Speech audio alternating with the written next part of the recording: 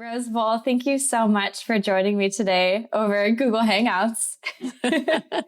You're welcome. I'm glad to be here. Great. Yeah, I'm excited to talk to you. So you're the group leader at the Medical, Industrial, and Research Isotopes group at Oak Ridge National Laboratory. And we recently at Titans of Nuclear started getting more interviews on, people's work in the realm of medical isotopes and how it relates to nuclear. So I'm really excited today to pick your brain about it a little bit more because this is such a new area for us. But for you, this is your expertise. Yes, I've been doing this for about 20 years now in terms of producing the isotope part of the medical isotope. So before we get into even starting from what's an isotope and on, let's learn about you. Where did you grow up? And, how did you initially get interested in isotopes? Well, I grew up in Southern Ohio, near Portsmouth, a little town called Wheelersburg. I have several siblings. I have 10 brothers and sisters. And so I ended up going to college on scholarship and grants. And I studied both biology and chemistry. And I was always fascinated by the chemistry. That became what I liked the most. I then went into medical isotopes, which is hospital lab work. So I was the person that would draw your blood and take it out of the lab and then run all the different tests on it and report the results. And that was where I got interested in the medical part of it. I then went to graduate school at the University of Tennessee, studying inorganic chemistry, and my research project was in radioisotopes, actually recovering transuranic isotopes from environmental samples.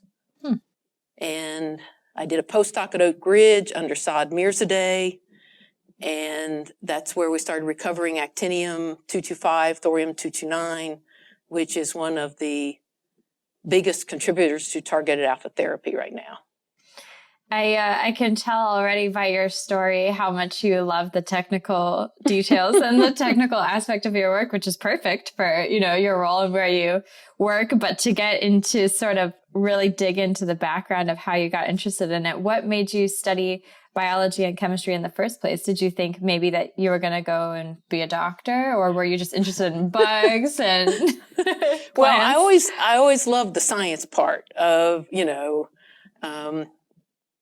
those are always my favorite classes when I was in grade school and high school. And I had an excellent high school chemistry teacher who we did experiments and in the math. I liked the math part of that supported the science. And yes, when I went to college, I was planning to go to med school. And then? Well, and once you I got interested in chemistry?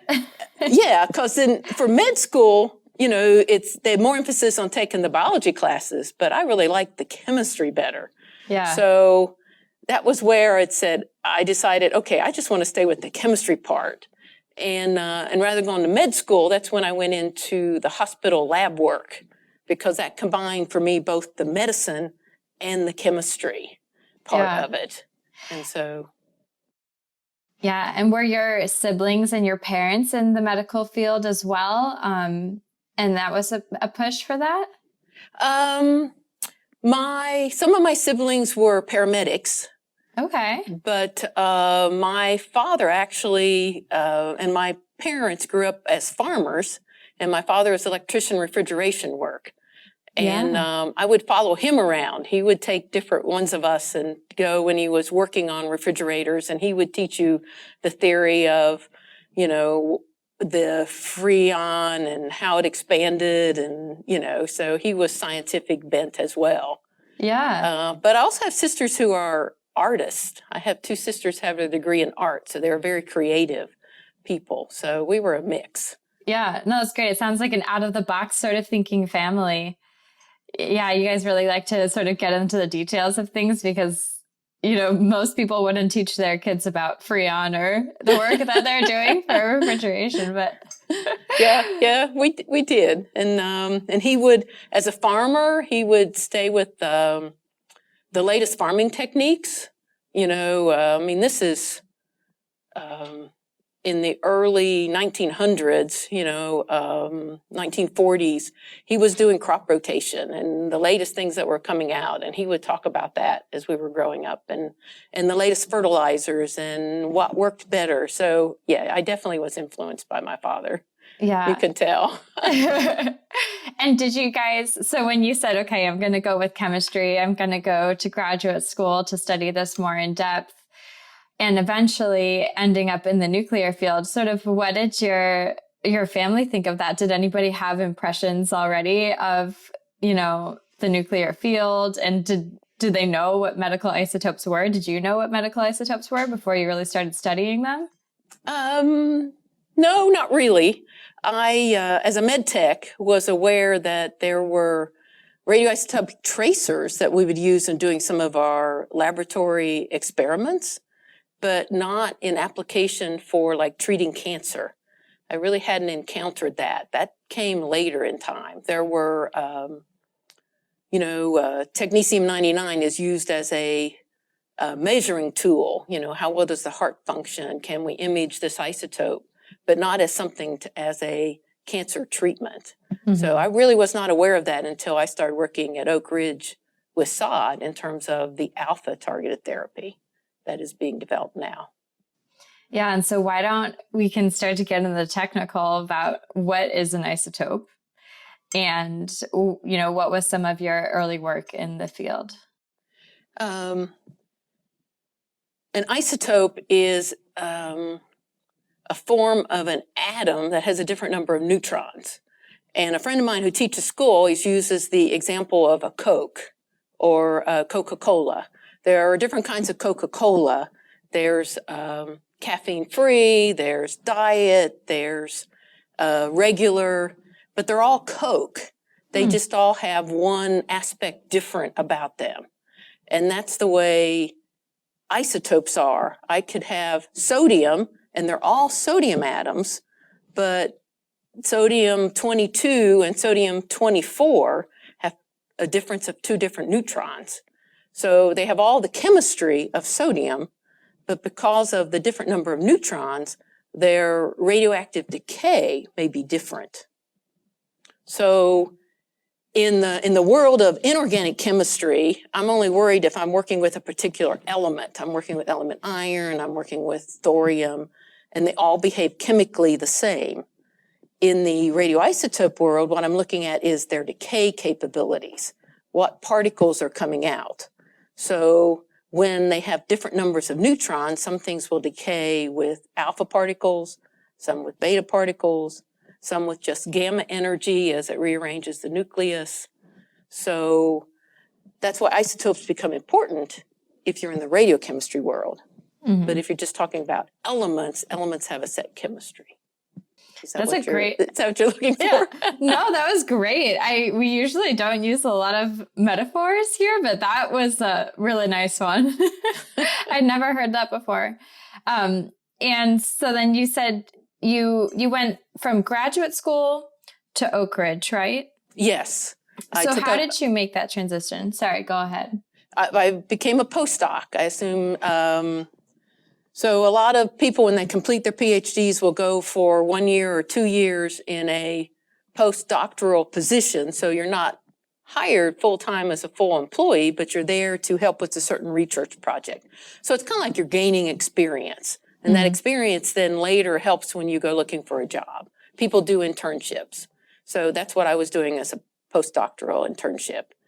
And Saad Mirzadeh at that point was recovering thorium-229 from waste material that was left over from the production of uranium-233, which is a fissile isotope. That means it can be used to make bombs. And so during the Cold War, we were making U-233, and some of the waste material contain this thorium-229, which was what we wanted. Thorium-229 is a 7,000-year isotope. That means it takes that long for it to decay by half. So that's a long time for something to decay. That's a long time. And so the material we recovered is going to be around for a long time. The important part of it is One of its decay daughters is actinium-225, which is 15 days. Hmm. And that is used as a isotope for treatment of cancers, as a targeted alpha therapy isotope. Is actinium really only accessible through being a decay daughter of thorium, or do we also source it from different places? Again, we have to talk the isotopes of actinium. Okay. The longest lived isotope of actinium is actinium-227, and that is 22 years half-life. So in the world of stable elements, there is no stable actinium. 22 years is actually fairly short when we talk about in the world of stability. Actinium-225 is only 15 days. That's one that I'm talking about. So there are two ways of getting it, or, well, okay, let me backtrack. The way 20 years ago that you got it was from the decay of thorium-229. So we recovered all this thorium-229, and we've been looking at this actinium off of it for 20 years now, and putting it out there. Researchers have been using it. It is becoming to where it's giving very positive results, and they're going into clinical trials. So we can't make enough off of our thorium to supply the world's needs right now. So Because researchers are looking at other ways of making it. Okay. So they're using accelerators where they put in a target and hit it either with protons or neutrons or electrons in order to get a particular material to transition its nucleus to become actinium-225. And so I'm guessing that's a pretty big challenge, right? Because an accelerator is no easy thing to make, but Correct. It's also, we don't have our source of thorium anymore. Because what they're using in these accelerators is thorium-232, which is the naturally occurring thorium. So this is something that we can, say, mine somewhere. Yes, that particular thorium. But you're right, that in the U.S. we have what we call the TriLab project that is involving Los Alamos National Lab, Oak Ridge National Lab, and Brookhaven National Lab. Los Alamos has an accelerator, Brookhaven has accelerator, and Oak Ridge is involved because we have been doing chemistry with actinium-225 for a while. So they irradiate the thorium-232 targets in Los Alamos and Brookhaven, and then at Oak Ridge we've been doing the chemistry to purify the actinium in order to provide it to the customers. And this project is gone through phase 1, phase 2, and is working on moving into phase 3, which is a little larger production level. But it's taken a lot of work to get there. But we see it as a potential for down the road to supply what the medical community is going to need of this isotope. And so, wow, I have so many questions on that I don't know where to start. But I guess the first one that I would say, let's say you guys progress through step 3 and you are the major provider of the medical isotopes. So are these then government-owned medical isotopes, and so only the government can supply them to private hospitals? The role of the national lab is to do research and development that cannot be afforded or have the structures like the accelerators and high-flux isotope reactors available to the private sector. But once that has been developed to the point where the private sector can afford to do it, then the project would move to the private sector to supply the isotope. So right now, the sort of bottleneck of making it both private and, I guess, government owned is that there'd be such a large investment for a private company to come in and try to make an accelerator that works and that meets the standards that it needs to meet. At the research level. At the research level. Yes. Once the research is completed and the method is known, then it's easier for the private industry to take that has been developed and make a profit with it. I Because see. the profit point or the break-even point comes when you can make large quantities of this material. So Right. in R&D, we're making very small quantities, so it's very expensive. But if you can, for the same cost, make curie levels of this material, then you would start breaking even. And that's when these projects begin to move into the private sector. Interesting. And so I guess to get more of a picture, if you could walk us through like step 1, 2, and then what will be step 3 once you guys progress through it in terms of on the research level, getting this method established. The initial phase 1 was to, first of all, see how feasible is this, because we start with the theory. Can we take a target? Theoretically, we thought we could make the material. So let's set it up to where we can actually test the theory. And so you start with a small target, irradiate it, pull it out, analyze it, see what you have. And when you say target, what do you mean by target? Is this like something that I can hold in my hand, or is this like atomic level? No, this particular target would be something you could hold in your hand. It would be a thin sheet of thorium-232 metal. Okay. And it'd be cut to a little circular size or square, depending on the beam of the accelerator. And now once it's been irradiated, then it would be very radioactive. So you wouldn't want to hold it in your hand. But before you do this, it would, be very low radioactivity.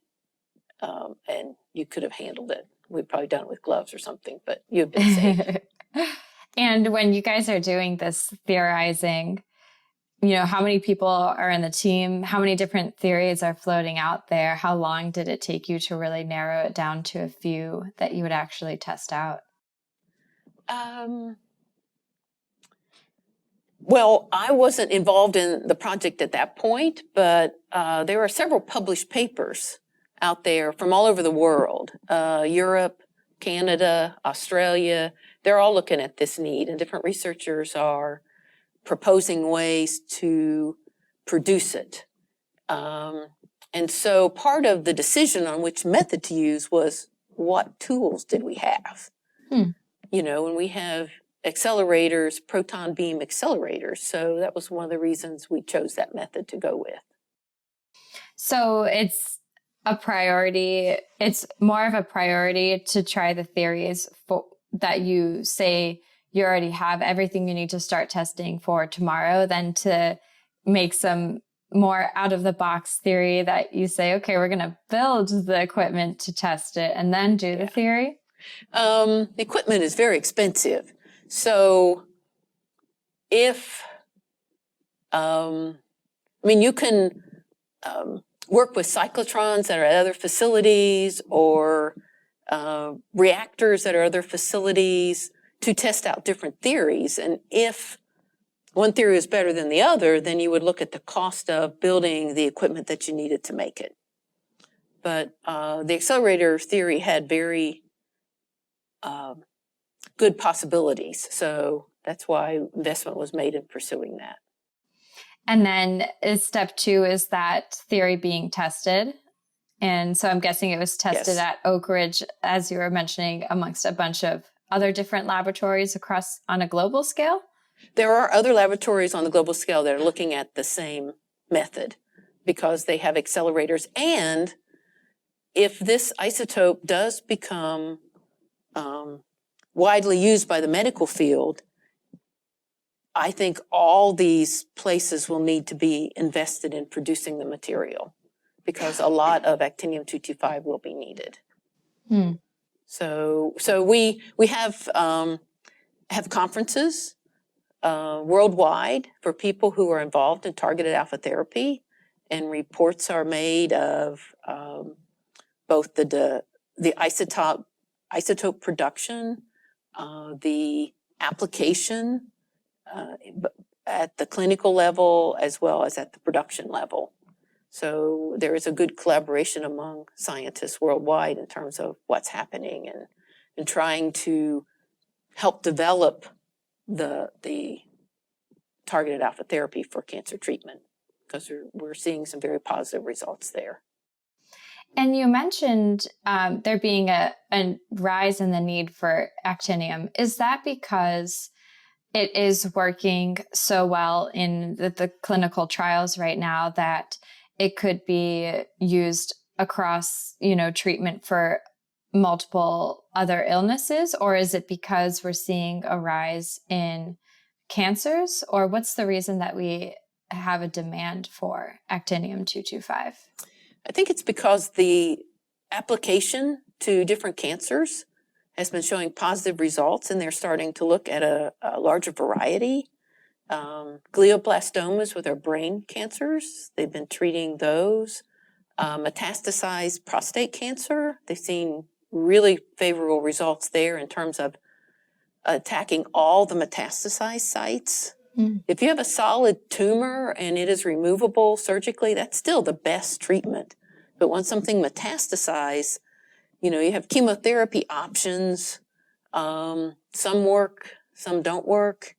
But if you can target the particular cancer cells throughout the whole body, and this radiation will destroy those no matter where they are, the targeting molecule recognizes that you have prostate cancer in your arm or in your leg. They've had really good results with targeting that. They've looked at lymphomas and leukemias. They can target the leukemia cells with an antigen in the bloodstream, and they see within hours the patient starts feeling better because of a decrease in the cell burden in the bloodstream. Wow, within hours. That's amazing. Yeah. We have a scientist her research is in the field of viral studies, and she's looking at targeting HIV and the cells that carry HIV, and certain fungal situations that are resistant to antibiotics. They have shown they can target that with radioisotopes. So it is becoming wider spread. So that's what we're seeing, that in answer to your question. Yeah. Its application is becoming more broad, used for more different kinds of cancers. So this, might be completely out of your area of expertise. You are edging on my expertise here. I want you to know that. I'm learning a lot. So, way more than the traditional person in the nuclear field, I'd say. But you mentioned using these radioisotopes for, potentially some diseases that don't have treatment already, say for certain cancers, but then also for some illnesses where the treatments aren't working anymore because of something such as antibiotic resistance. Is there any danger in terms of, medical isotopes not holding their value in the same way that antibiotics haven't been over a long term, or are we not seeing that yet? In terms of building up immunity? Yeah. To the cancer, or a loss of effectiveness over multiple treatments, or? I have not heard that is prevalent. There is some historical evidence that some people are more tolerant of radiation than others. They showed that there was an incident in Japan many years ago when radon dial on the watches was very popular, and they would paint the radium onto the watch dial, the watch hands. Mm-hmm. And so you needed a fine tip on your paintbrush. And the painters who were doing this would lick the brush in order to get a fine tip to paint this radium. So they ended up with a lot of painters who had radium contamination in their bodies. Wow. And this is a whole study that you can look up, and this was, several years ago, because But they found that some people had no effect. They were fine. They didn't have any radiation effect, any damage. The body healed itself and just went on. And then some people couldn't tolerate it at all and ended up developing radiation sickness to the same level of dose. Wow. So there is some immunity, at least from that study, they believe, for people exposed to radiation. That really doesn't answer, I think, your direct question. I don't think we've treated enough patients multiple times to know if they develop an immunity. Yeah. So these isotopes that you are working on, developing a method for, and eventually using in more commercial applications in the health field, are they already regulated? So you said that some people have a different response to the same or similar levels of radiation. So in terms of like using medical isotopes, do you guys produce them to meet certain standards, or in the research setting, do you just produce them to sort of see what happens without any boundaries?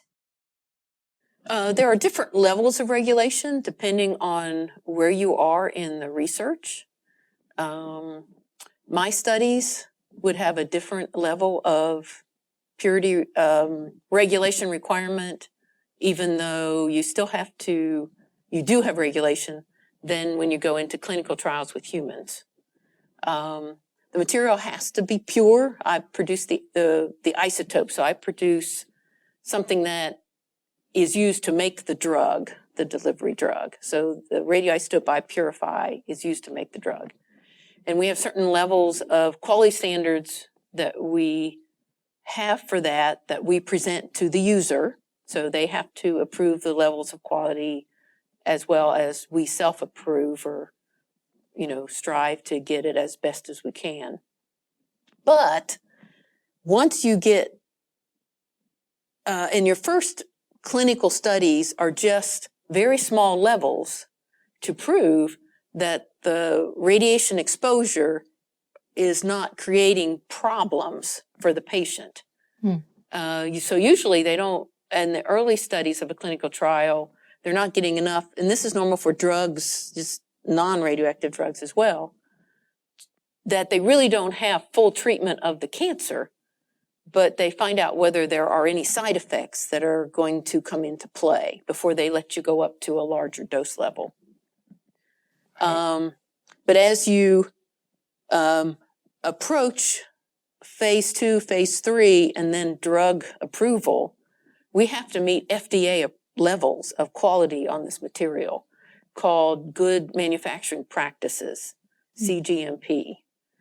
And it is regulated by FDA-approved drug levels. So we have to meet those standards as well with our radioisotope. Yeah, makes sense. To sort of, before you get too far into the development, to put some sort of initial testing in. Yeah. And so in terms of step 2 in testing the production of these, where are we at right now? Are we in step 2, or you mentioned we might be going into step 3 now? Depends on the cancer treatment and the level of trials. So for leukemia treatment, they've been working on that for several years. So they are approaching phase 3. For some, like we're looking at breast cancer, those are still early on. So they're may still be at the cells in a host mouse level of study. So it would depend on the researcher, how long they've been doing it, what FDA approval levels they are, as to what clinical level they're moving into. So some of the researchers are early phase, some of the researchers are looking at, have been in human trials for a while and looking at moving into phase 3. And for you guys in the lab right now, working with the actinium, what phase are you at? Well, we're not involved in any particular phase. We produce the isotope that all of these researchers use to make their drugs. So there is a carrier molecule, a delivery molecule, a targeting molecule to which they attach the radioisotope before they inject it into the patient. So but where we are right now is we're setting up full CGMP for our actinium-225 production. CGMP? Yes, the Good Manufacturing Practices, the FDA approval level. So we hope to have that in place by this time next year. And it's a long process. Yeah. Yeah. What's sort of involved in that process? And because you mentioned that this project has, been a long time coming. And so what would you say were the longest, sort of parts of the project, the parts that were the most difficult to overcome? The recovery of the initial thorium material, getting it out of the waste stream, milking some of it from U-233 material was probably the most difficult because you had a mixed bag of contaminants. And so you had to run it through several cleanup columns and separation methods and then, do an analysis and see where you are. As the usage has grown, the next kind of step we ran into is being able to meet the needs of the customers, the users, because they need a certain amount of material every week. So we had to think in the lines of not research and development, but actual what's the best pattern of chemistry separations we can use to get the material in a continuous production or weekly production and keep it at a high purity. Yeah, like a business. Yes, a little bit like a business. At the same time as doing R&D. Yes, yes, because we're always reevaluating the steps, seeing what purity we need to go to, working with the users to make sure the material is the quality that they need. And if they're having some problem on their end with the drug formation, we will look back over on our end to make sure there's not a contaminant in our product that we're not aware of that could be impacting them. And then there are new separation methods that are developed, and we look at, would that be application for us? Measuring the purity of material is challenging because 1 millicurie, which is a radioactive measurement of actinium-225, has a mass of 0.2 nanograms. That's tiny. Yeah, you can't see it. When we ship our material to the customer, the glass vial looks empty. Yeah. Because we have to get the material that clean. Wow. You can tell it's there if you use a gamma counter. Yeah. Because of the radioactivity, you'll detect it, but you won't see it. That must be really expensive to ship.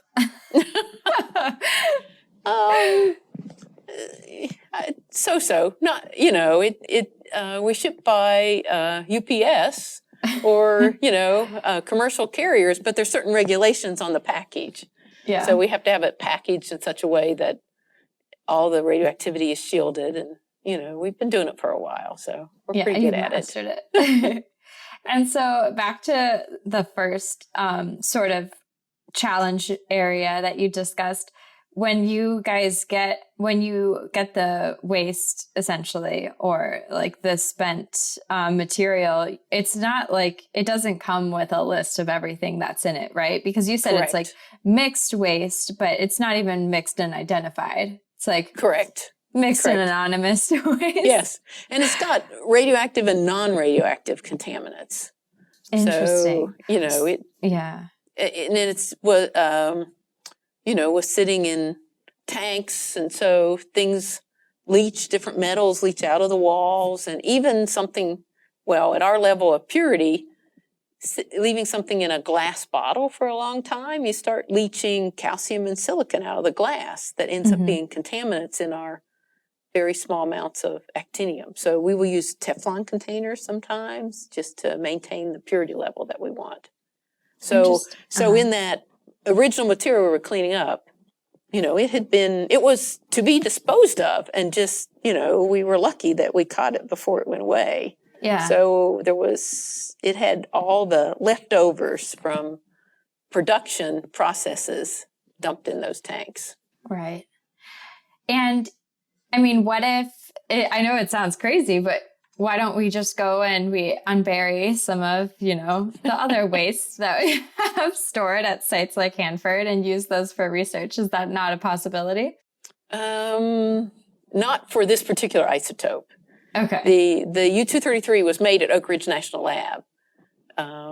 And so the only production of it was here. So there were different kinds of productions at Hanford, but they didn't involve U-233. Yeah. And it's interesting because I think because of the nature of isotopes, all of this work, all of the source materials, all of the processes seem to be very extremely specific. And that's where it becomes difficult, that you have to sort of treat these isotopes from an R&D and a business perspective, because it's almost like you could do either sustainably for a long time, but trying to do both sustainably for a long time, you need this huge increase in quantity that you were discussing. And that's sort of the driver behind finding different accelerators to actually help make these isotopes. Yeah, and the National Laboratory role is not to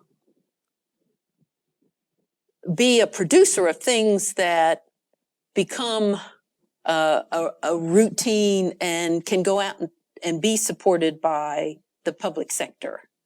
Our role is to move to the next project. What's the next project that's coming up? What's the next research isotope? What's the next possibility here? Right.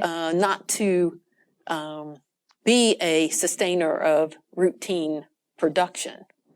Right now we're still in the business because they're just limited supplies, and limited facilities. We work in hot cells and glove boxes, and that can be an expensive endeavor in the private sector until they can get to where they can make large quantities, and then it'll balance out. Right. And what point of the process are we at now in terms of being able to make it a larger quantity? Well, I think with the accelerator research we're doing, we're getting there. So it's coming. Yeah. I can't really make any predictions, but we're seeing really good results, and we are supplying material to customers, and we're keeping up with the need right now. So. And when you say results, is this like you have a certain amount of like your source material, and then you from the thorium extract or produce actinium, and like how much actinium is recovered is your result? Yes, that's what I mean by good results. We've been able to increase that from phase 1, phase 2, looking at phase 3. And I think we're hoping in phase 3 to move in to possibly 100 millicuries per target. And the target frequency would depend on the customer needs. And then possibly, in the future, be able to approach the Curie levels, which would be where you would need to be for widespread application of targeted alpha therapy. And what's the science behind that? What's the limiting factor for that recovery of isotopes? Probably facilities, the buildings to be able to process this target as a single project. That was the full dedication of that facility, to be able to handle that level of radioactivity, those targets. And so you would need that once they get to the Curie level production. Got it. It would have to be a fully dedicated facility to making this material. Mm-hmm. And in terms of you guys getting up to 100, was it millicurie? Yes, 100 millicuries. In terms of getting up to 100 millicuries per target, what variables did you play with? What did you guys change to increase the yield? In the early stages, what you look at is how much beam, power of the beam, the length of time of irradiation. So all that's worked out on the small targets. And so getting up to the larger manufacturing is moving to larger targets and using those same parameters, being able to optimize the amount of beam time, the amount of particles, the amount of energy to give you the higher quantities. So it's just, you develop out the steps at the lower level, and then as you scale up, and people in any production know as you scale up, then you run into size, not science problems. Mm-hmm. And so with the larger targets, then moving that target around because it's higher radioactivity was something we had to figure out how to do. Yeah. And so then it sounds like this might leave your guys' hands soon because it is getting to the scale, where it's not necessarily so much R&D, but just scaling up what the R&D has proven works. Yes, but facility is still going to be an issue for a few years. We still have the accelerators in the facility to do this. So we expect to be doing it for 5 or 10 more years. But then at that point, once it's all developed and high production levels, then somebody in the private sector would probably be willing to invest in the facilities to do it if the need was there. Once the medical community says, okay, we really need this amount. Mm-hmm. And so for you, is that project, a well-oiled machine, and now you're looking at the next new big thing? Well, we're not well-oiled yet, but yes, I would be at that point. We're getting there. Yeah. So, and so I know I read that you are into mentorship and teaching. Yes. And so are these, some of the topics that you teach on, and where do you teach and who do you teach? I taught at the University of Tennessee for about 10 years before I came to Oak Ridge full time. And now I probably mainly, I do some guest lectures at UT, but the most teaching I do right now is with the interns at Oak Ridge National Lab. We have undergraduate, graduate, and postdocs that are with us that actually work with us in the laboratory one-on-one. We work with them in fume hoods and glove boxes and, talk about the science of the projects and what they're doing and teach them to do the techniques and the column separations. And I really enjoy that. Yeah, because you used to be on the other side of the fume hood as the postdoc. And now you're teaching them. And so at UT, what were you teaching? Because that was before you got into your graduate degree. And no, it's after my graduate degree. So were you teaching topics of, like making isotopes? Well, no, I was teaching chemistry. I mean, there'd be a few lectures on isotopes, and they always knew that was my interest because we would talk about all aspects. We would talk, because I told them that was my chance to make them an informed voter. Because so much of the population is afraid of anything nuclear, anything radioisotope. They just understand. So I would have freshmen and sophomores in my general chemistry class, and we'd spend 3 lectures talking about radioactivity. And we talk about the basics, the chemistry, and then we talk about the history in terms of events like Chernobyl and 3 Mile Island and what happened and what were the safety aspects. And then we would talk about where radioisotopes are used day to day. I mean, they're used in a lot of drilling industries. We talked about medical isotopes. We talked about, it's been a while since I've done it, but I remember on the Xerox machine, they would have something there to knock down the static, and it was a radioisotope that would do that. And your smoke detectors and all the different places that radioisotopes are used in their world.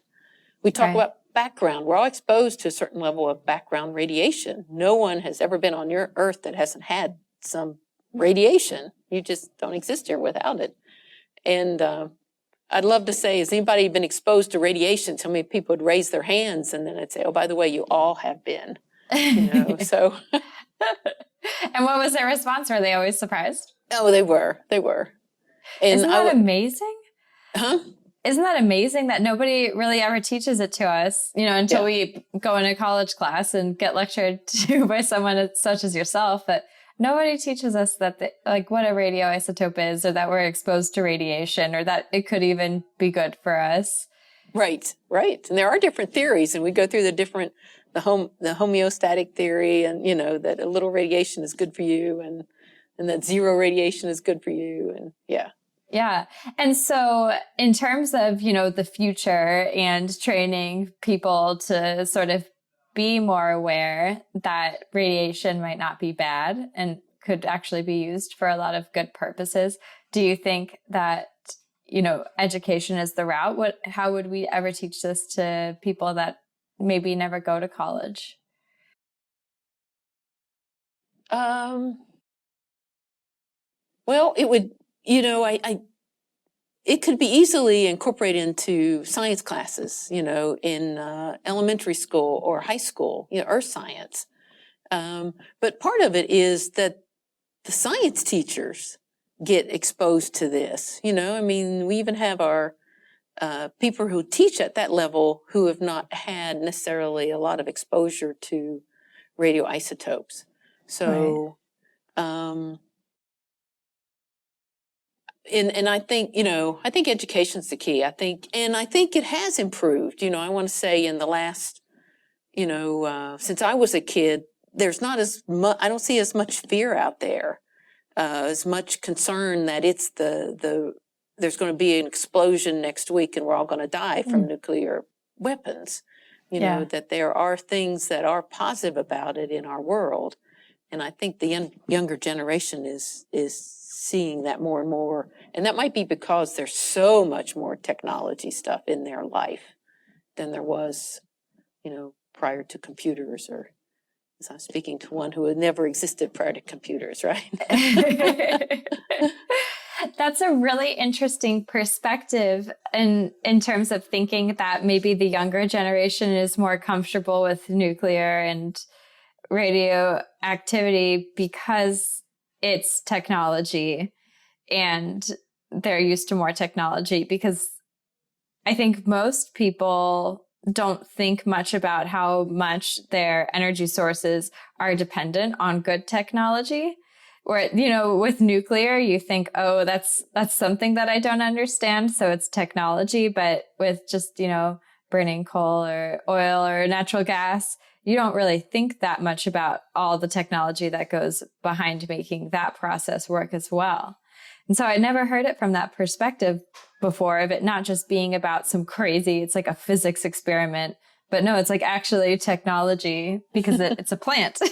Yes. We had to make it run.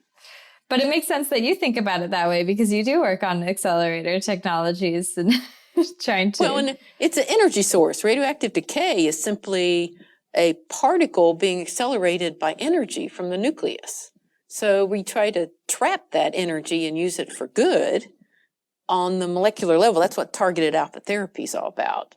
You're trying to put a single atom up against a single cell, and when that alpha decays with high energy, the energy of the movement of that particle will destroy that cancer cell. Yeah. So it's treatment on a cellular level with a radioactive decay that is off of one atom. It's amazing. Treatment by energy. Mm-hmm. Because, and one of the examples I would use in my classroom when we talk about like the energy from an alpha particle is, I could be holding a baseball in my hand. It's not going to hurt anybody. But if I threw that baseball at your head, you're going to duck because it would hurt if it hit you. Well, it's the same thing with an alpha particle. And an alpha particle is nothing but a helium atom. And when it's floating around as a helium atom, it's not doing any damage. But you put energy behind it, and it collides with something and deposits that energy, it destroys tissue. Yeah. I can see how you were a teacher for 10 years. Yeah, really great explanations for these things. And you had mentioned, that you've sort of seen this shift in the culture around how people view nuclear. You personally yourself, did you have any impressions of the nuclear field before you started working in it and working at Oak Ridge, and how has that changed over your time there?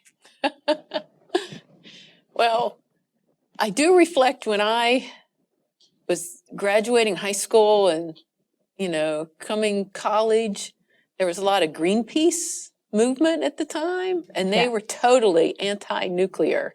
Right. And I remember reading through their literature and thinking, oh yeah, I want to be environmentally sound. I want to protect my environment. And thinking, yeah, they have a point, and then, a few years later, it's like, oh no, they didn't have it right. There is positive aspects to everything. And yeah, there's negative aspects to everything. But yeah, I will say before I was trained in radiochemistry and radioactivity, I was influenced by the politics of the time and the publicity of the time. Yeah. And then you spent 5 years sort of learning it, literally hands-on. Yes, yeah. And seeing Realizing positive applications of it and how you control it and how you make it safe. I mean, like anything, there's, there's a safety aspect to it. I mean, knives can be dangerous. There are ways to put them in their sheaths and make them safe. The same way with radioactivity. You do the safety steps, it's safe. Absolutely. And as we wrap up here, going forward with that idea, how do you see the nuclear field moving forward? In what areas should we focus on? And how do we make sure that the public sees nuclear as a really important part of our energy systems and our, medical treatments? Well, I am in the medical isotope world, so that's probably where I truly want people to realize that there is a benefit there. And one of the things we have talked about at recent conferences is how physicians become aware of that, as well as patients become aware of that. Patients are very good about searching the internet for treatments and taking them to their physicians. And radioisotope, I think that treatment is becoming more and more an option for people. And education's important. Again, I don't know if I answered your question, but those are my thoughts. Yeah, absolutely. And I guess moving forward, what are some of the new and exciting areas that you look forward to working on in the next few years?